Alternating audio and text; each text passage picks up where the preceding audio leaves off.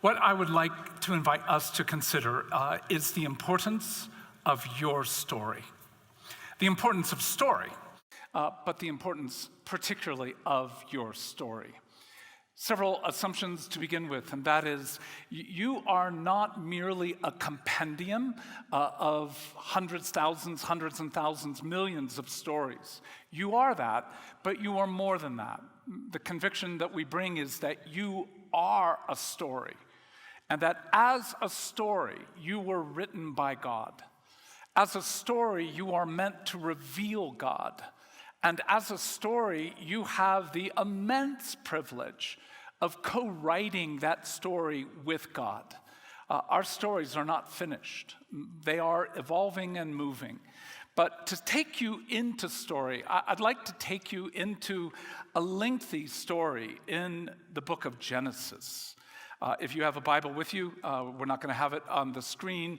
It's just too long a passage. But Genesis 16 is the story of Abram, Sarai, and Hagar. Now Sarai, Abram's wife, had borne him no children, but she had an Egyptian slave named Hagar. So she said to Abram, "The Lord has kept me from having children. Go sleep with my slave. Perhaps I can build a family through her." Abram agreed to what Sarai said. So after Abram had been living in Canaan for years, Sarah, his wife, took her Egyptian slave Hagar and gave her to her husband to be his wife. He slept with Hagar and she conceived. When she knew she was pregnant, she began to despise her mistress. Then Sarai said to Abram, "You are responsible for this wrong. I am suffering. I put my slave in your arms, and now she knows she is pregnant. She despises me. May the Lord judge between you and me." "Your slave is in your hands," Abram said. "Do with her whatever you think best."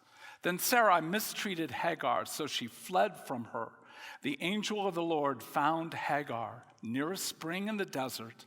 It was the spring that is beside the road of Shur.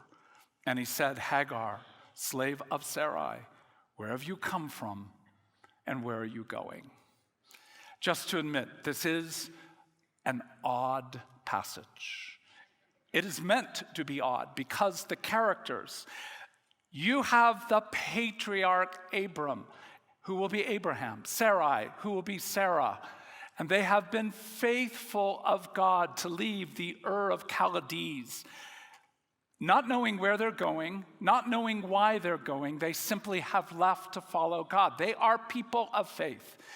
Whether you are Jewish, whether you are Muslim, whether you're Christian, this is the father of our faith and the mother of our faith.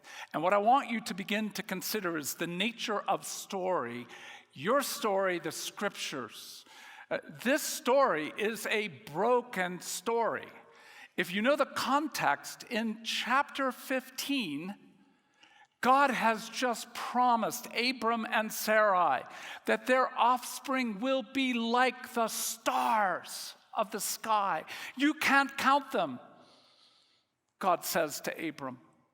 Faithfully, he has said to Abram, "Even though you are ancient, old, you have not had children, I will make sure as my own sacrifice of myself, I will make sure you have children."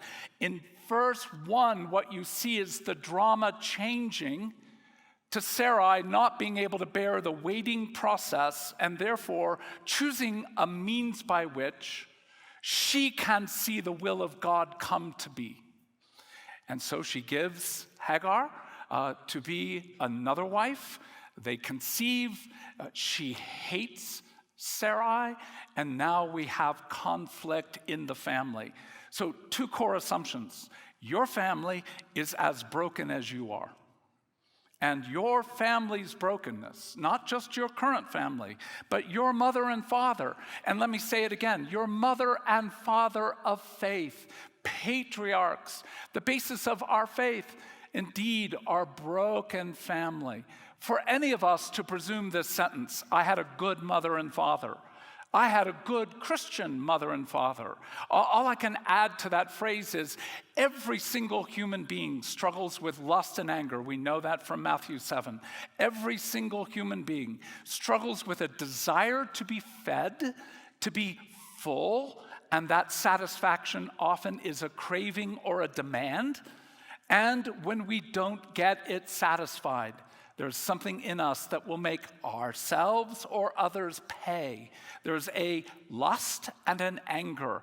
And Jesus, with hyperbole but with utter truth, says that we are all struggling at some core level with a murder and adultery. So every family ought to be assumed to be a family in which we know woundedness and we know brokenness. John said that he grew up in an alcoholic family. My family was equally, if not more, disturbed.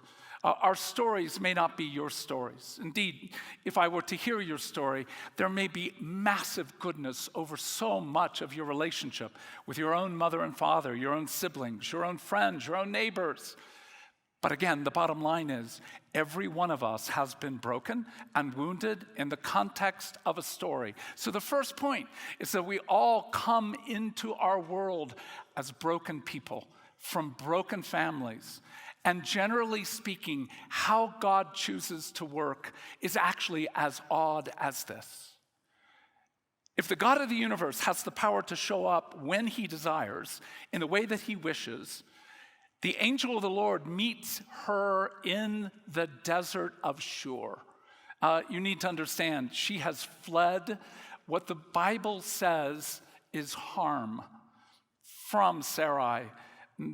Really, the word is much, much stronger. It's great abuse, terrible abuse, has caused her to flee to the desert. She's a pregnant woman in the desert. You don't go to the desert in order to survive. In many ways, we can argue from this passage.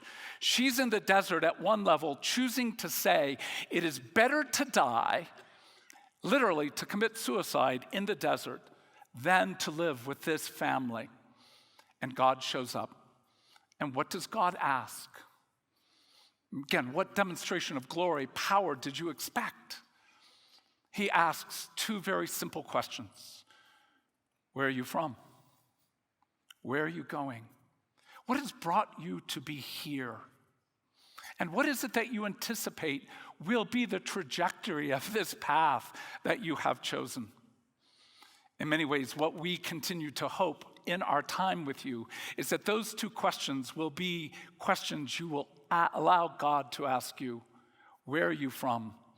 And the answer is not as simple as a location. It's the same question that God asked Adam, where are you? Just a core existential question of what is your foundation? Where are you from? What is it that you find life in? And where do you think this life will end up taking you? Well, as we begin to ponder story, let me again underline that all stories have a context. And if you do some of the writing that we've invited you to, make sure that you actually, when you tell or write that story, that you include, where did this event occur? What was the context? What was the tone, the mood? And every story involves characters. And so if you're telling the story, don't just say, my dad. Describe your father. You know your father, but put words to your father. How would you actually describe him in a way that if I did not know him, by just reading what you wrote, I would have a sense of who he is. And so characters are involved in dialogue. And so what is the actual conversation going on? Now, many of you will say, but I don't remember. And that's the classic phrase with regard to our stories. I don't remember. The dilemma is you may not remember the exact words that were spoken in the context of the harm that you endured, but if you know the characters well enough, then you've got a pretty good idea of how they speak, how they engage, what words and manner in which they invite you to the third point, and that is all stories have a plot. All stories move from some beginning to a middle and an end. And even if the beginning is somewhat artificial, because actually all stories are connected. The moment you tell a story, it's almost impossible to not actually tell another story to make that story sensible. But in telling a story, wherever you begin it, and then wherever it ends, the question is, what was the movement? How did you move from this event to this event to this event within that story? Well, to understand our story, we're going to begin by looking at a very simple verse from Psalm 139. So Psalm 139 says, "You saw me before I was born. Every day of my life was recorded in your book. Every moment was laid out before even a single day passed." Again, the assumption is God has written you, and he invites you to join him in writing. And what is it that you are meant to write about? What is your story about? And I'm going to have 4 categories for you. Let me just walk through them quickly. Your story is about shalom, about goodness. But every story involves some event or events that begin to shatter something of that shalom. So we'll have a second stage, and that is all stories involve shalom shattered. Third stage, all stories become a search for wholeness, for a return at some level to Eden. But the problem is we can't get back to Eden. There are 2 angels that block the path, and yet we work hard to find a way to restore to our lives, our bodies, what it is that we have lost through brokenness. And often that seeking of shalom ends up creating even more complications. Actually, we even create more trauma for ourselves from the original traumas that we suffered. But finally, stage 4, shalom is restored, not out of our own labor, but in the midst of our own willingness, courageously, to search, to ask, to knock. And then there are moments, sweet moments, when we receive what we could not have ever anticipated. So let's go back over those 4. Shalom. A passage that will give us one window into that is Zephaniah 3:17. Again, I want you to note the power of this passage. 2 images that are here. The first, the Lord your God is with you and is a mighty warrior to save. There's clearly the image of a warrior who is on your behalf, who stands to protect you, to provide for you, to in many ways bring you honor and goodness. Next part of the passage, and he will take great delight in you. In his love, he will no longer rebuke you. He will rejoice over you with singing. And the way the language is written in that passage, it changes the image from a warrior who stands to protect you to actually a mother who holds you and delights in you and sings over you. What is it that we were made for? Your life, what were you made for? Simple 2 words, delight. That somebody would see you, and when they see you, their face lights up. And they know how to respect your dignity. They know how to respect your individuality. They actually see you to be different than them and honor the differences are actually part of the glory of how God made you to be. In many ways, the image I just gave you is the image of a mother with her daughter or son. Our daughter Amanda and our son-in-law Jeff just had a sweet baby girl by the name of Grace, and she's about 4 months of age, and she's actually in the audience. And Grace, as I watch Grace and Amanda and Jeff gaze at each other, gaze for hours at each other. You ask, what can capture the human heart with a kind of, I can keep looking and looking and looking and not be distracted by anything else? I think personally there are only 3 things. Water, particularly rivers. And there is a river that runs through it. And fire. something that is wild, dangerous, holy, compelling, but nothing like a baby's face. And watching that attachment relationship where there's attunement, a kind of, I see you and I see you with delight. And I honor and bring you protection. I'm a warrior on your behalf. I knew the moment I saw Grace. It's true the moment I saw my granddaughter Elsa, the moment I saw my grandson Cole and Van, the moment I saw them, there was something in me that knew I would die for you in an instant. And I will do all I can on this earth to bring you goodness and delight and honor and protection. That's what you were made for. And here's the dilemma. It does not last. As we begin to look at the reality of what occurs, let me take you to Isaiah 30. And this chapter is just a crucial chapter for you to gaze over at your own leisure.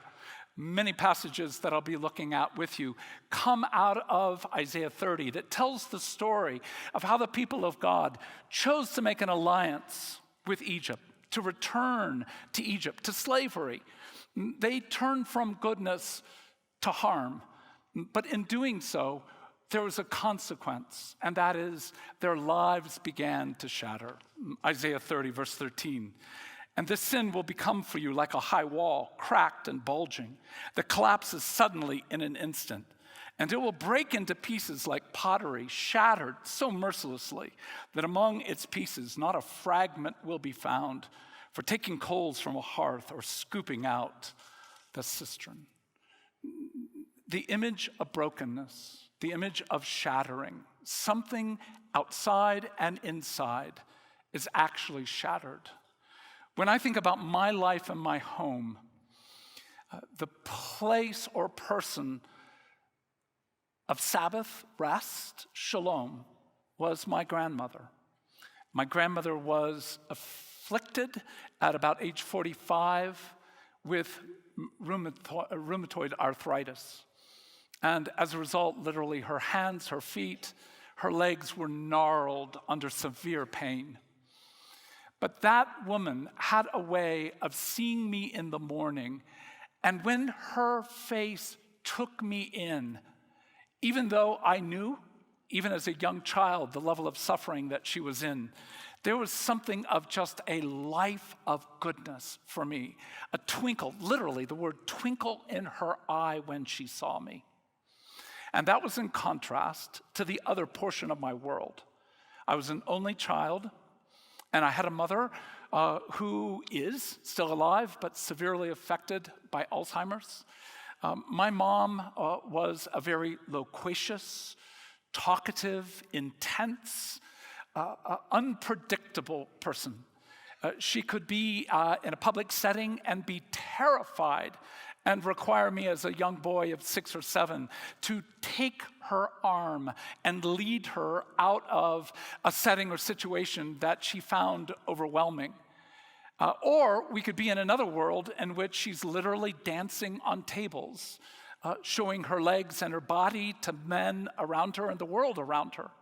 So she was a woman who was, in some ways, if you know the term, borderline personality disorder. My mom was at some level mentally ill. And she had a way, in her own unpredictability, of controlling the world.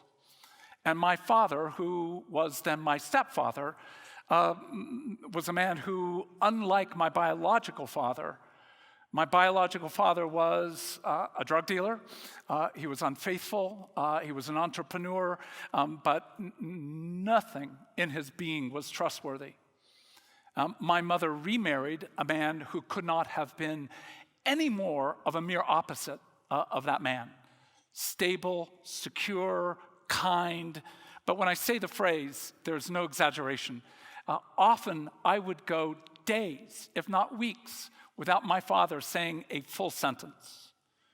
And so the world was made up of a highly verbal, intense, passionate, demanding, crazy-making presence.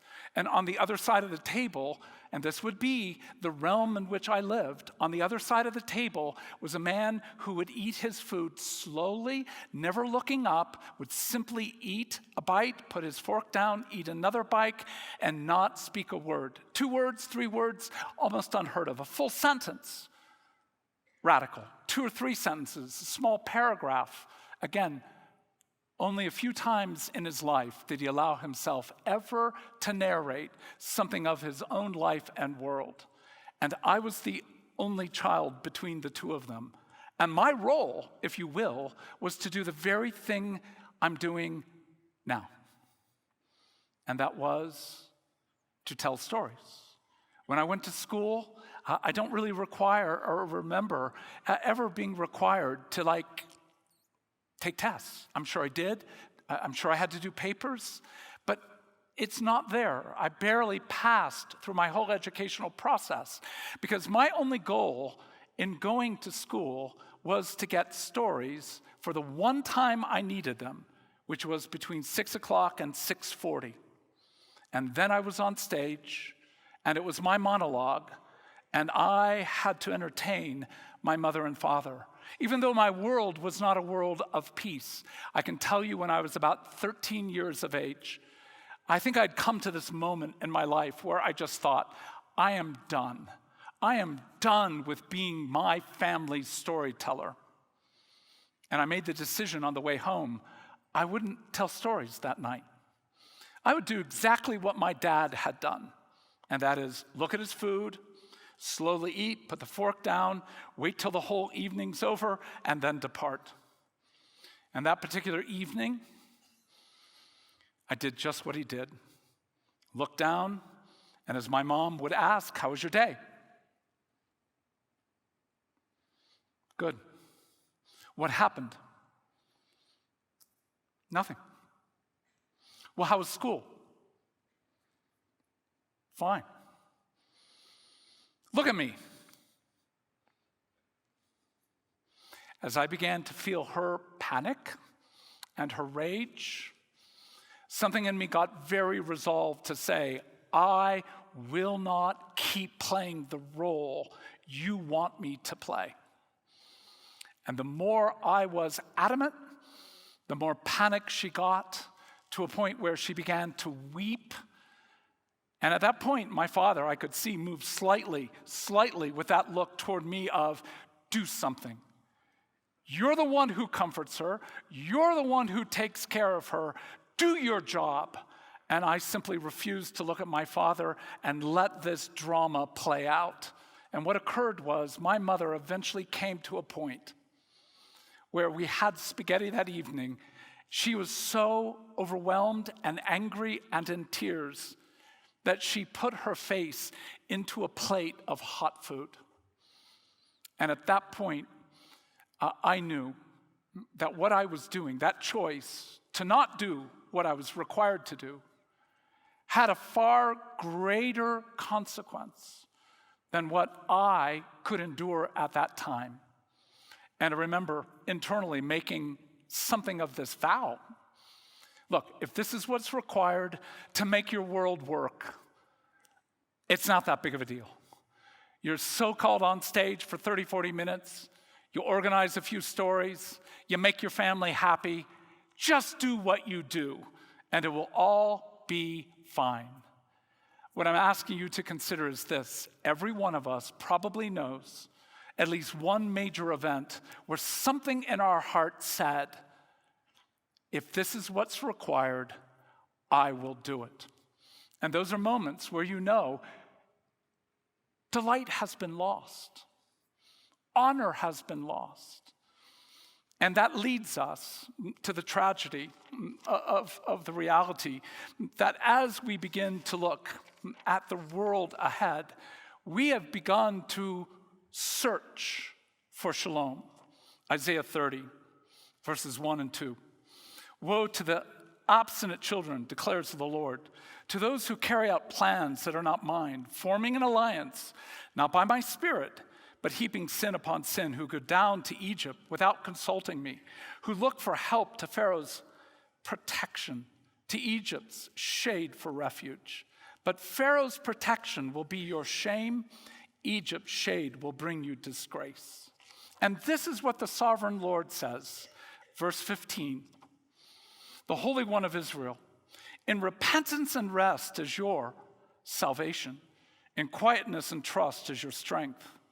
But you would have none of it. You said, no, we will flee on horses, and therefore you will flee. We will ride off on swift horses. Therefore, your pursuers will be swift. Listen to this verse. 1,000 will flee at the threat of one, and at the threat of 5, you will all flee away until you are left like a flagstaff on a mountaintop, like a banner on a hill. That third stage, when our lives have been broken by sexual abuse, by a parent's divorce, by the reality of something that might seem fairly minor, but the death of a pet, the humiliation on a playground. No one has a right to judge your own suffering, and when you knew the experience of the loss of delight and the loss of honor. But those moments pierce something in, shatter something within us, and they trigger, if they will, they promote, if you will, a certain commitment to making your life work. And what is our own natural structure? We return to what has worked for us in the past. And what was true for the people of God? Egypt. They returned to Egypt. They knew the life of slavery was actually fairly comfortable, even in their suffering, because they did not have to risk. They did not have to become what God desired. They simply had to do what they were told. And so often what occurs for us is we return to structures, alliances, agreements, vows that actually allow us a certain semblance of control for a season of time. And yet, what's the byproduct of any effort to flee from the goodness of God? I don't know a better word than paranoia. Than fear. And what happens when we have a shattering and then we begin to say, but my intelligence, my humor, the roles that you played in your family, and you really can't gauge your own narrative until you begin to ask, what was your role in your family? And that implies a singular role, but it's actually many roles. And it can be involving birth order. It can be involving certain levels of intimacy you had with one parent. But whatever the patterns were, those are the patterns you often return to, in order for you to find life again. So our search virtually always creates greater complications. I discovered at probably age 10, after my parents had a party and went down into their basement with their friends to dance. And I simply began, I don't know, maybe just picking up a glass and drinking what was there. And then realizing after a few moments, that felt different than drinking a glass of water. And then picking up another, and then another, and then another, and then realizing, even without language, that whatever the suffering was, as a 10-year-old boy, this drink makes me feel so much better. And how many moments did it take like that to realize that when they now go into the basement to party, I'm going to begin collecting all that they have not consumed because somehow my world now works. In many ways, my own alcoholism began at age 10 and migrated into drugs, migrated eventually into selling. But the basic premise of my life at that stance was I learned very young that if you're vulnerable, you will be harmed. In the midst of a world not working, one of the things that my father invited me to do was to be part of the Boy Scouts. And I started going into domains that I'd never been in. And one of the camp counselors, one of the Boy Scout leaders, took a liking of me. I was overweight, in part out of alcohol and indulgence with baked goods as a means of assuaging the core wars within me. And as you can imagine, on campouts, you need an adult leader sort of in the front, make sure kids don't go too far. You need at least one leader in the back for the slower kids to make sure they're not lost. And this man would walk with me, and I was one of the slowest. And we would begin conversations. Literally, all my teachers up to this point had been women. We weren't involved in church. We weren't involved in community activities or other relationships. This was the first freaking man that I actually experienced who could talk. Like more than a sentence, more than two sentences, more than 4 or 5. And we would walk. And as odd as it may sound to you, I, at that point, 11, 12 years of age, I'm sure I knew, but I didn't know the names of flowers. Like every flower has a name. As we would walk, and he would point out flowers. And then he began to tell me their Latin names. Well, at age 11, in my socioeconomic context, my lack of interest in school, I had never actually even heard the word Latin. There's a language called Latin, and things have Latin names. And I'm fascinated by flowers having names, and fascinated that they actually have multiple names. I don't need to take the story much further, other than to say this man was grooming me. He was generous, kind, verbal, and he was intrigued by the things that I saw and what I felt. And in many ways, what this man was doing was weaving my heart into his. Do you hear what happens when you don't have delight that you were made for and honor that you were made for? Eventually, your heart will search for it. And tragically, if the person that you encounter has the heart to abuse, then what will occur is what this man did, which was eventually take me back to a car where there ostensibly was equipment he had forgotten, and then opened the trunk. And then as I was getting the equipment out, I turned to him to ask whether or not we were to take this red lantern, and he was standing in front of me with his pants dropped, fully erect, and he asked me to touch him. And at that point, I had no categories of masturbation, no categories of what he was asking me to do. But all I knew at that moment was that I was terrified, that I was horrified, but I was also intrigued and aroused. And I can't to this moment tell you why I chose to do this. But I turned and I ran, dropped the equipment and I ran. And I was probably no more than 15 feet from him when something in me just said, "You fool, you fool." It could be all over now. All you had to do was touch him and it would be over. But something in my heart, even as I'm running, said, and it will never be the same again. That night, often, I was given the privilege of lighting the first campfire. That night, he chose my tent mate to light the fire. Someone close, but not you. You chose wrong. It could be all over now. The plan of evil is always seduction. It's always grooming. It's always inviting you to the very thing that your heart most deeply desires. And yet, the very touch itself is a return to Egypt. Am I faulting myself as a young boy as if I'm somehow responsible? Of course not.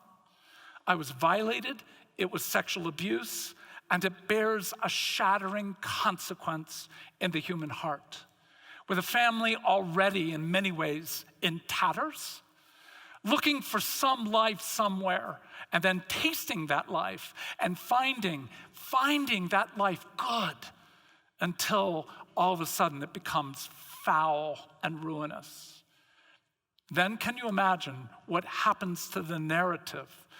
Because you're searching for what it is you were made for, delight and honor. You will find it. You will find it. But often it will become the very means by which your heart is even more shattered. The work of God is always taking us from this search where we find ourselves even less satisfied, even in many ways more bound, ultimately into something very, very sweet and good. And that's the stage of restoration. As we look at Isaiah 30, yet the Lord longs to be gracious to you. Therefore, he will rise up to show you compassion.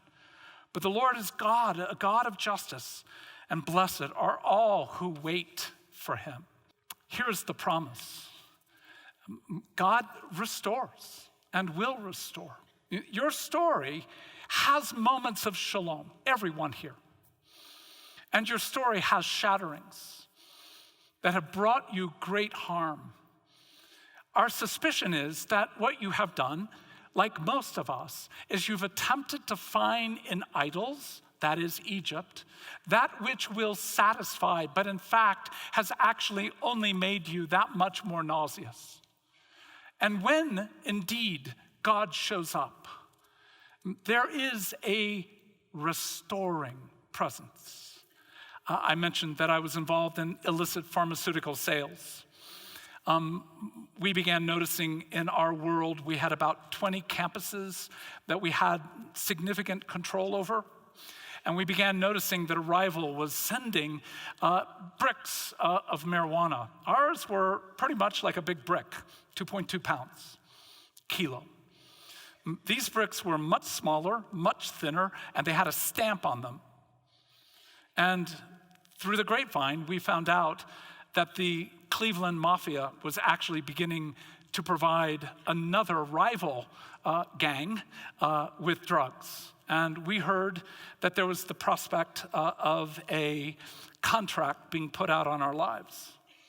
Well, in that realm, I have the privilege of having a relationship with a friend who has brought me into life, that is, conversations about life. And this friend, Tremper Longman III, was a man who knew the gospel. His family knew the gospel. And they had begun telling me the story of God. I didn't even know there was a Bible. I had never read the Bible, but I began to hear something about the nature of the Bible, about heaven, about hell, about Christ's death and resurrection. And it all struck me as ridiculous, stunningly ridiculous. And yet, these were my dear, dear family friends. And they began to share something about the nature of life, to a point where I came to know the Bible fairly well, particularly something called the Romans Road, Ephesians 2:8 and 9, the idea that we're dead in our trespasses and sins, and by the gospel, we come into life. I had an encounter around this season, and that's the way God works. You cannot tell from one story the work that he's doing. But when you look back over significant periods of your life, you begin to see something of that framework of how he's working to restore. A dear friend of mine came to me and said to me that she was on the border of suicide, that she was planning that night to take her life. And as I began to listen as to what was going on in her life, I offered solutions. She had been heartbroken by a man, and I offered her the opportunity to have him taken out. She said no, but said that she was going to kill herself that night. And after I tried all sorts of ways to invite her to life, She's about to depart, and I had no other way to help her other than I said to her, have you ever thought about relationship with Jesus Christ? And she looked at me and said, what do you mean? And again, much longer than this, but basically what I said was, God's here, you're here, there's a chasm between, and the cross is like a bridge that goes down, and if you simply trust him, his death and resurrection, like it's a bridge over and you get God. And she said, how do I do that? And I said, well, you just invite him into your heart.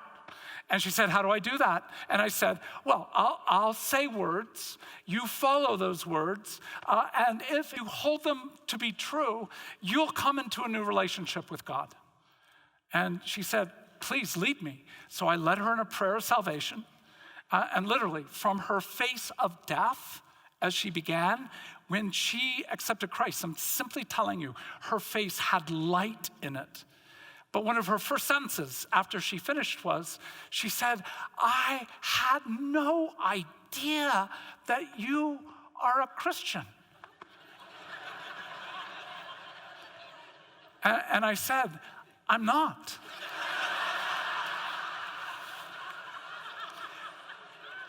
And if this is true for you, then you can't do the things we've been doing together. I'll introduce you to Christians, and they'll help you grow, and eventually you can evangelize me. But do you see how a story evolves? That opening of light in someone's face as I'm now listening to the fact that there's a contract perhaps on my life. All I now know to do is to ultimately say, fine, that was my conversion moment. I just went, fine. And I believe God began to do the initial work. How does God restore? 2 sentences. It's always surprising and out of your control. But it's always honoring and inviting you to participation.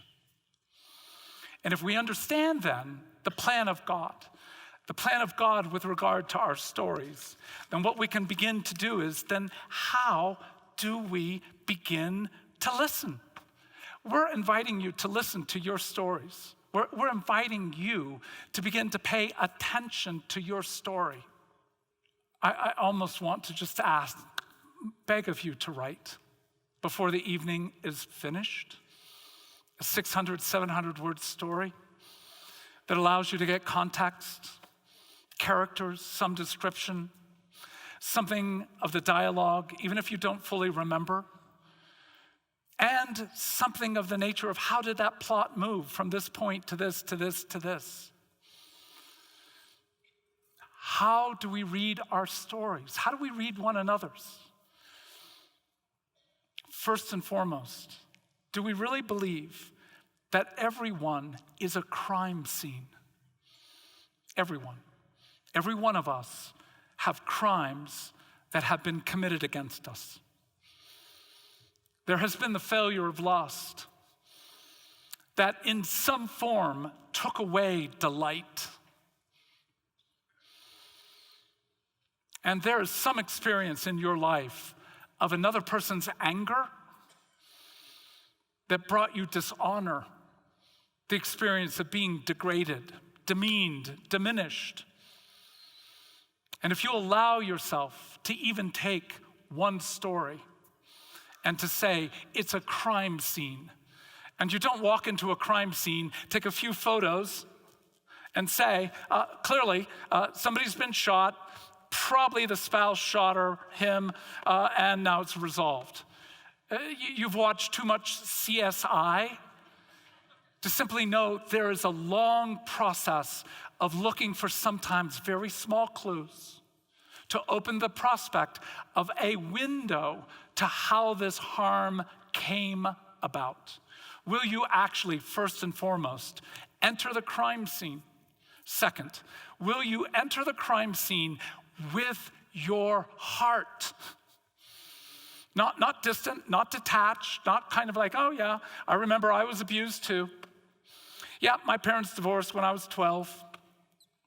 Yeah, I remember when my alcoholic father threw me up against a wall. Yep, those were not good moments.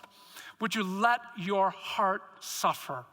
Second point, will you let your heart suffer what that 8, 12, 14-year-old boy or girl engaged? Will you let your body engage the story?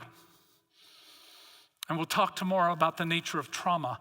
But one of the effects of trauma, even when it's 20, 30, 40 years ago, is that when we remember, it is natural for our body to tune out, to become numb and disengage.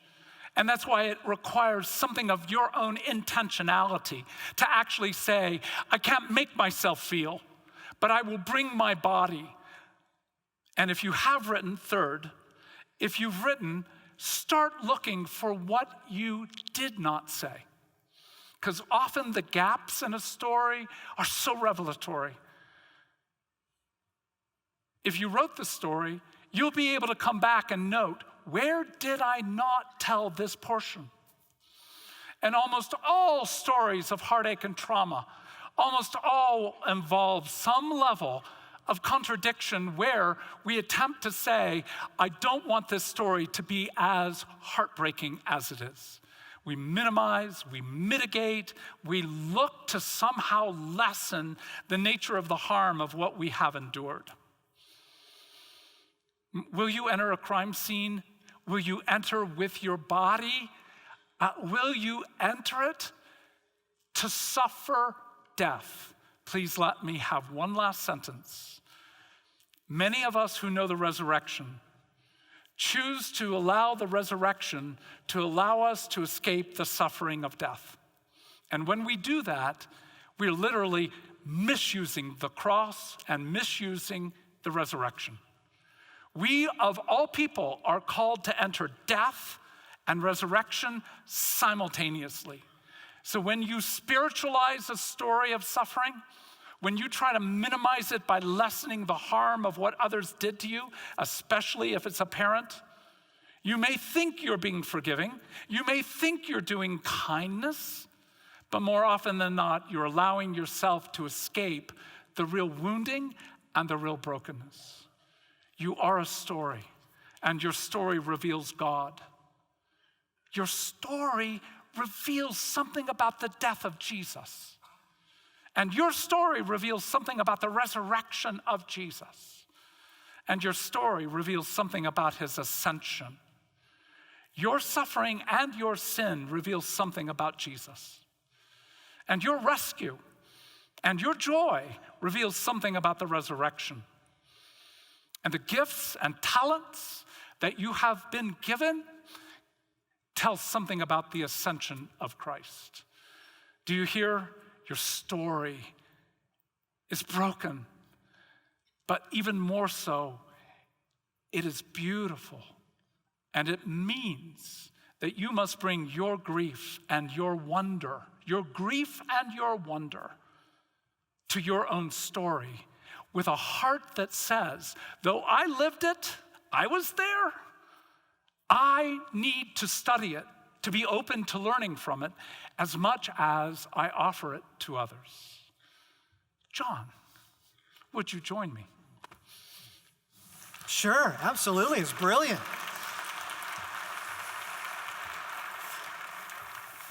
So, John, I'm just wondering, just pay attention. Pay attention. What's happening inside of you right now? Just tune into your body, tune into your heart, tune into what is going on. Just be aware, pay attention. There's a fight. There's a fight. Part of you longs that this might take you someplace good, and part of you is fighting this big time.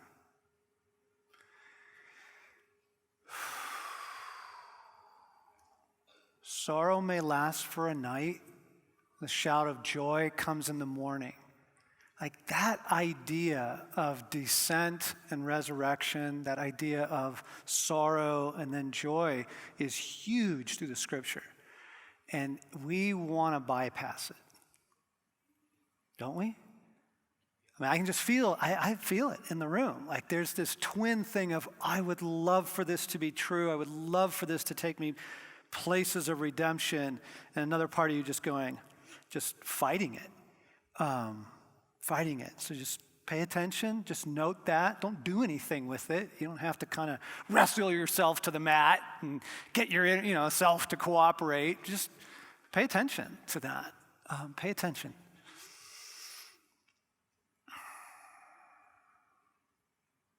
I think the other thing that I am distinctly aware of right now is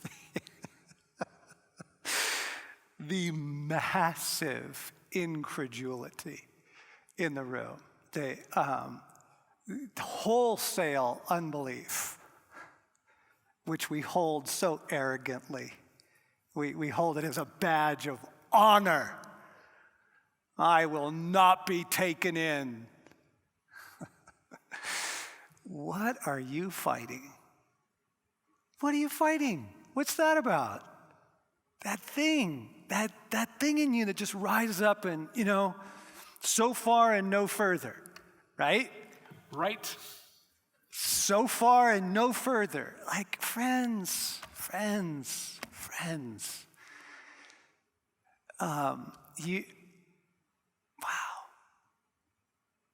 You understand that your unbelief and your refusal to hope is the self-protection of we will flee on swift horses. The thing is, your unbelief is your self-protection. Your refusal to hope is your self-protection.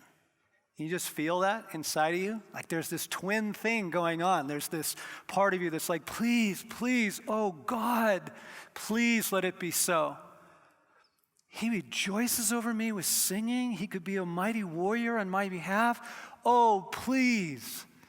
And then there's this other thing that's like, no, not going to go there. All I want to do, you don't even have to touch that. You don't have to do anything with that. But would you please just at least notice it and notice that it's your self-protection? And what is it that you are protecting against? And how is that going for you, by the way? Right? Is that all? That's like a source of like deep joy and restoration for you? That whole matrix of cynicism, resignation, doubt, unbelief, self-protection, that's bringing joy, happiness, God to you. I mean, it's not even helpful.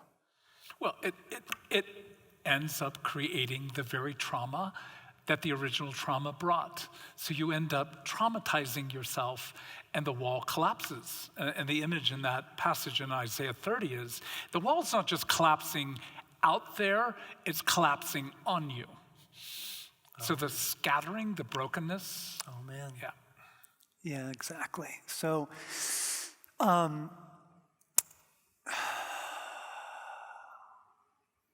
thing that you're going to have to come to terms with at some point is the offer stands.